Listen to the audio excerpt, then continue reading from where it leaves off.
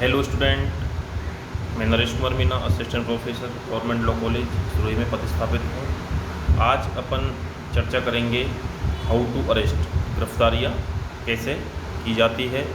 तो पिछले वीडियोज़ में अपन ने देखा कि इन्वेस्टिगेशन की प्रमुख गतिविधियाँ के बारे में चर्चा की।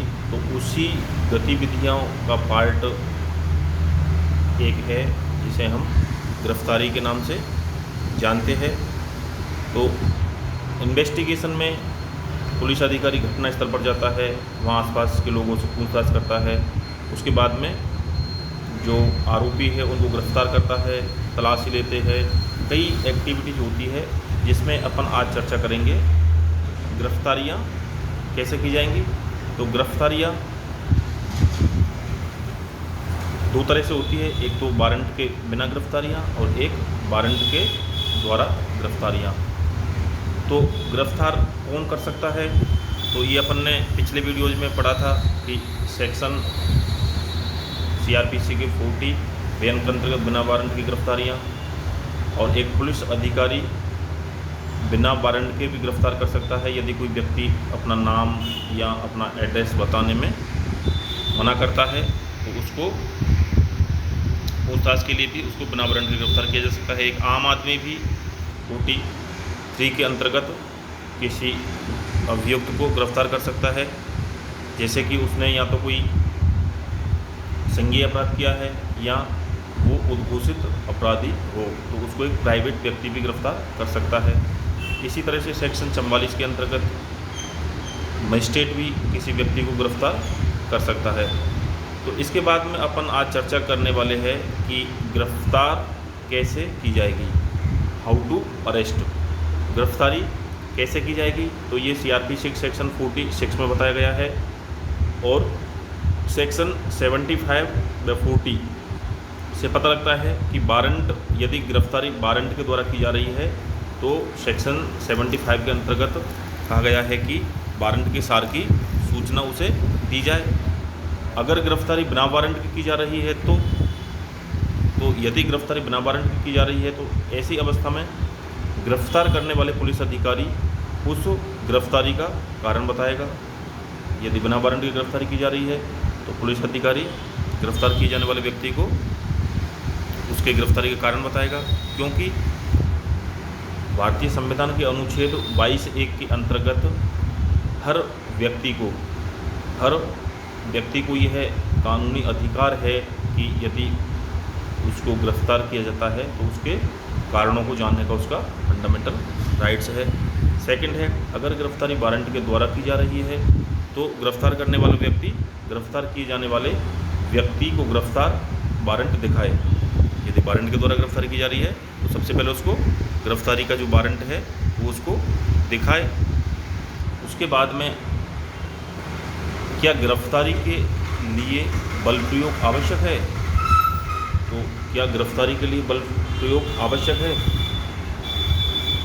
तो और यदि आवश्यक है तो कितना बल प्रयोग किया जा सकता है, किन परिस्थितियों में बल प्रयोग किया जाएगा, क्या हथकड़ी पहनाना आवश्यक है, ये सारी चीज़ अपन सेक्शन 46 में गिरफ्तार कैसे की जाएगी 46 के अंतर्गत दिया गया है। तो गिरफ्तारी करने वाला पुलिस अधिकारी गिरफ्तार किए जाने वाले व्यक्ति को छुएगा या परिरुद्ध करेगा।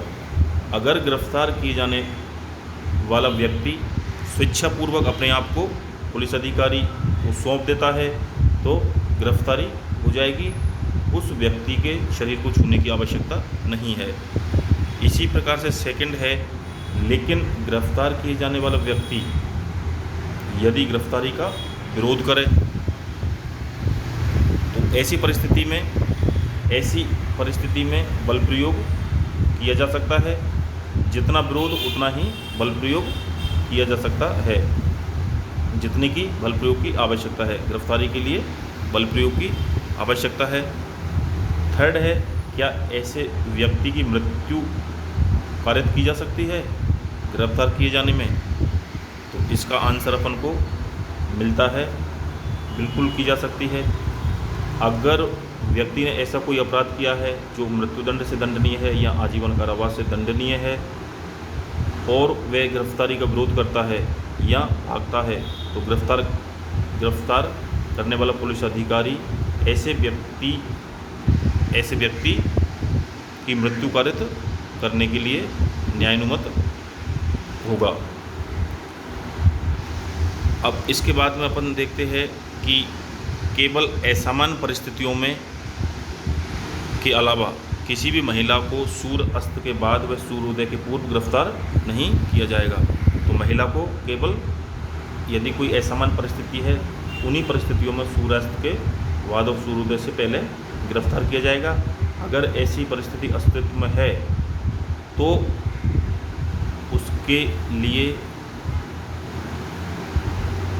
महिला पुलिस अधिकारी लिखित रिपोर्ट बनाकर फर्स्ट क्लास न्याय मजिस्ट्रेट के फर्स्ट क्लास न्याय मजिस्ट्रेट से जिसके क्षेत्राधिकार में ऐसा अपराध हुआ है या गिरफ्तारी की जानी है पूर्व अनुमति ली जानी आवश्यक है। अगर किसी व्यक्ति ने मृत्यु दंड या आजीवन कारावास से दंडनीय अपराध नहीं किया है और वह गिरफ्तारी का विरोध करता है तो पुलिस अधिकारी द्वारा सद्भावना में ऐसे व्यक्ति की मृत्यु पारित कर दी जाती है। तो पुलिस अधिकारी का क्या दायित्व होगा?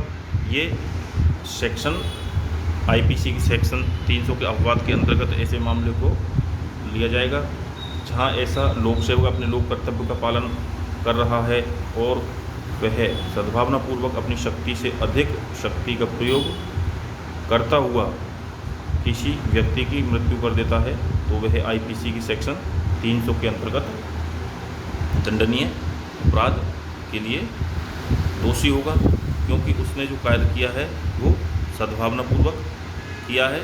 तो आज अपन इतना ही इस वीडियो में देखेंगे। इसके बाद में नेक्स्ट वीडियो में अपन आगे और चर्चा करेंगे। Thank you.